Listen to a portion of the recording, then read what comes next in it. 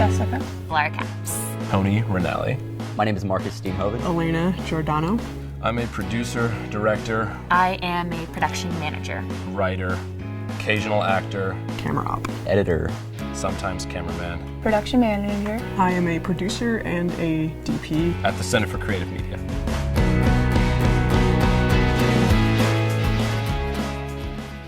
Carry on my wayward son. Doug is knowledge. Douglas von Cuddlebear III. I sat down and talked with him, and I was crazy intimidated. I was like, this guy's freaking Spielberg. So this one time, Doug was really pressuring Michael by playing YouTube videos. But these YouTube videos were of songs with screaming goats.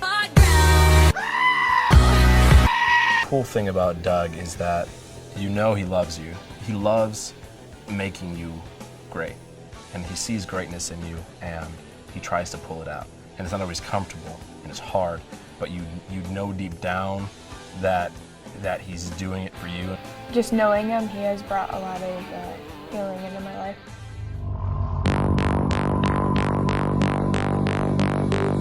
I really liked working on the debate scenes. That whole act, the majority of it plays like a movie or a TV show, a very strong narrative sense to it.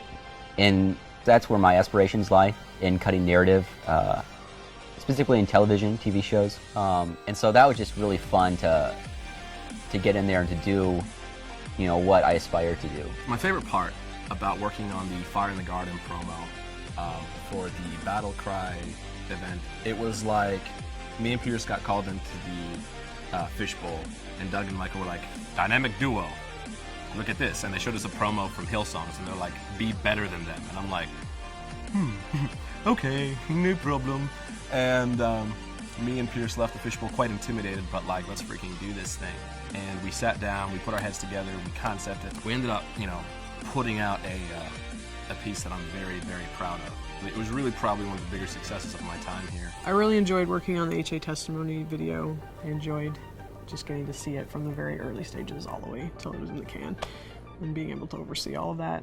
Some nights I stay up, cashing in my bad luck. First all-nighter. My first. That wasn't that bad. We got free food. But I'm pretty sure the night ended with me sleeping under the desk. There's a point where you're like, I don't have anything left. And then you get that phone call from Doug, and he's like, where is my rough cut? And you're like, I have so much more left. And you find out that at the precipice of what you feel is what you can take, you can always take one more step. And he's catching those crooks. Oh, Marcus. I didn't get bad vibes from him. That's for sure. A bowl of cereal every morning. When we were roommates for a while, you know, every night I'd come home, and I'd walk into the room, and he was reading his Bible. His ability to listen. Like I said, we spent a lot of time talking, and sometimes it was just like, I would just start rambling on and on and on about whatever was really troubling me at the moment. And it was like, okay, he didn't try to fix it. He didn't like offer unsolicited advice. He would just listen. And like, that really meant a lot to me. Don't you forget about me. Elena has this like dramatic like arm curl, like when she's like upset. Elena taught me how to laugh. Elena was like, praise God, another Italian. It's like this really big She was really quiet, so she didn't really talk much. I thought that she was just the quiet type. Elena values honesty above all else. There will be beatings. There never were any beatings. But it's not too late. No. You know, I really can't.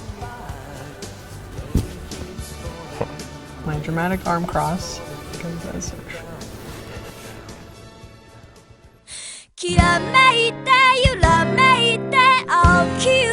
Everybody on campus knows who Laura is. He would always want to come in our room and talk. I'm not sure if that's a good or a bad thing. Laura Caps. She really cared about all the people. She wanted to make sure that we were taken care of, that we were being fed, that we were getting enough sleep if we need to see, that we weren't being, you know, pushed beyond our limits. I've learned a lot from Laura about a lot of different things. And I don't think she realizes that because I don't say things a lot. Like I talk a lot, but I don't say the right things a lot. I don't tell people what they mean to me because I'm not comfortable doing so, but she does mean a lot to me, and she's shown me a lot about a lot, and I don't know if that really covers it well, but I will miss her a lot, and I do value her a lot.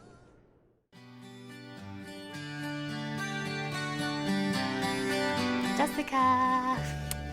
I love Jessica. I always admired that she was really good at being disciplined about being a morning person and being on time. Reliable, smart, and all around the best ever. Word that comes to mind when I think of Jessica is faithfulness. Tony is very confident and intelligent. His passion and how excited he gets like a little boy when like there's a film coming out he really wants to see, or like just when he gets to do something that he really wants to do. His vision. He has a very epic level vision for the pieces. When he gets a piece, he knows what he wants. He knows the feeling that he wants to convey when he's making a video. Whether he's on the set or whether he's in the edit bay or writing a script. He's a man of really clear vision. It's been really cool to watch that kind of change and us come to the understanding of, no, hey, we really do want to be friends. Just like, you're my brother and I'm your sister, and that's who we are and that's who we can be. Professional encounters. With DreamWorks being my absolute favorite, it was so cool just being able to go because I got to meet animators that had worked on some of my favorite movies. Andrew Hummel shared about how, like, in the midst of that success that he had, he started to let go of kind of the fistful of armament that Doug talks to us about, and how he just kind of let those slip in his life. When I think at the time, I kind of started to let those slip in my own life a little bit, and so it was really just encouraging just to hear about the importance of that and how someone else who was working in the industry as a professional was letting that slip, and just how much they realized in letting it slip that needed to hold on to it, they needed to really grab a hold of it and focus on those things. Just being in any kind of business or any kind of field, learning how to be a Christian within that and like having strong faith, I feel like I got a lot of good advice for that. When I first came to CCM, I knew nothing about media, and it really taught me everything I'd ever wanted to know. Being a predator, producer, editor is a joy in that, when you're the producer, you're here at CCM, you are in charge of the entire creative vision. When you're the editor, it's even so much more so because you've been creating these scenes in your mind. You're there in production and you're shooting it and you're directing the cameras and you're directing your actors and you're getting all of that as the best you can to what was in your vision. And then you sit down in an edit bay and you've got all of your assets there, bins full of your vision, and you're just like, oh baby. I think that God also wants me to work in the entertainment business, maybe not necessarily the same as everybody else, but I feel like I've gotten more of a direction on where to go. CCM has made a great impact on me, not only professionally, but also I want to say like almost like intangibly. Like they taught us professional side, but they've also taught us how to be, Christians inside the industry with things, like the fistful of armament.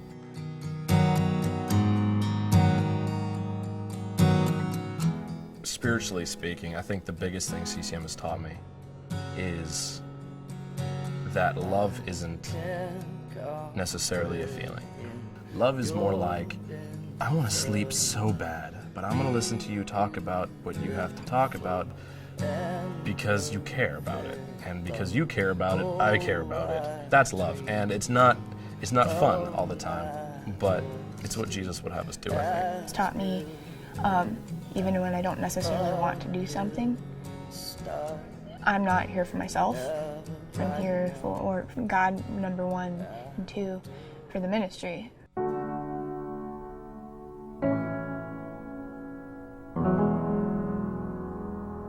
I want my legacy to be that I was a production manager that did more than production management. hopefully I'll be known as kind of the go-to guy that, someone could hand something to, a project or whatever, and, that I would get it done. I didn't know why I came here. I just knew that God told me to. I want my legacy to be someone who loved people, someone who put others first. I would say I want my legacy to be like David, where despite maybe my failures or mistakes, that I'm still a woman after God's heart.